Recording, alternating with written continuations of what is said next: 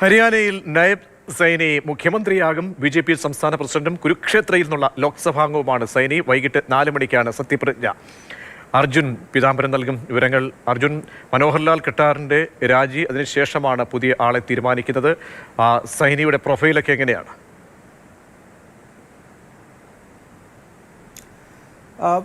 പ്രതീക്ഷ ഒരു മന്ത്രിസഭ മുഴുവനായിട്ട് രാജിവെച്ചിരിക്കുന്നു. പിന്നാലെയാണ് പുതിയ മന്ത്രിസഭ ഇന്ന് വൈകിട്ട് തന്നെ അധികാരത്തിലേക്കും എന്നുള്ളൊരു വാർത്ത വന്നിരിക്കുന്നത്. നിലവിൽ കുരുക്ഷേത്രയിൽ നിന്നുള്ള ലോക്സഭാ അംഗമാണ്. ഒപ്പം തന്നെ ബി.ജെ.പി പ്രസിഡന്റ്, അതായത് ഹരിയാന ബി.ജെ.പി അധ്യക്ഷൻ കൂടെയാണ് ഇപ്പോൾ മുഖ്യമന്ത്രിയായി ചുമതലയേൽക്കാൻ പോകുന്ന നയാബ് സൈനി എന്ന് പറയുന്നത്.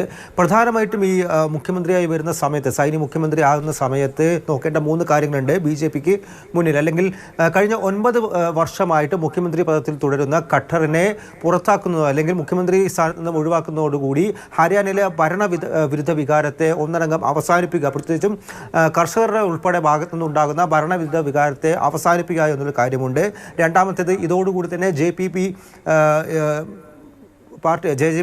പോകുന്നു, എൻ.ഡി.എ വിട്ട് പോകുന്നു. അതോടെ അവിടെ ജാട്ട് വോട്ടുകൾ ഭിന്നിക്കപ്പെടുകയാണ്. കോൺഗ്രസിന് ലഭിക്കേണ്ട ജാട്ട് വോട്ടുകൾ അവിടെ ജെ.ജെ.പിക്ക് കൂടി വന്ന് അത് ഭിന്നിക്കപ്പെടുന്നുണ്ട്. ഒപ്പം തന്നെ മറ്റു വോട്ടുകൾ, ജാട്ടേതര വോട്ടുകൾ ബി.ജെ.പി സ്വന്തമാക്കുക എന്നുള്ളൊരു ലക്ഷ്യം കൂടിയാണ് നിലവിൽ പാർട്ടിക്ക് മുന്നിലുണ്ട്. അതുകൊണ്ടാണ് ഇത്തരത്തിലൊരു തലമുറ മാറ്റം തന്നെ സംഭവിച്ചുകൊണ്ടിരിക്കുന്നത്.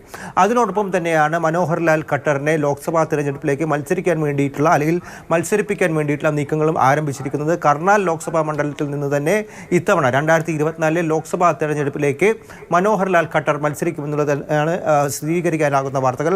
അങ്ങനെ ഒരു അടിമുടി തലമുറ മാറ്റം തന്നെ ഹരിയാനയിലെ വിവരങ്ങൾ നൽകിയത്. ഹരിയാനയിൽ നയബ് സൈനി മുഖ്യമന്ത്രിയാകും. വൈകിട്ടോടെ സത്യപ്രതിജ്ഞ നടക്കുമെന്നാണ് അറിയാൻ കഴിയുന്നത്.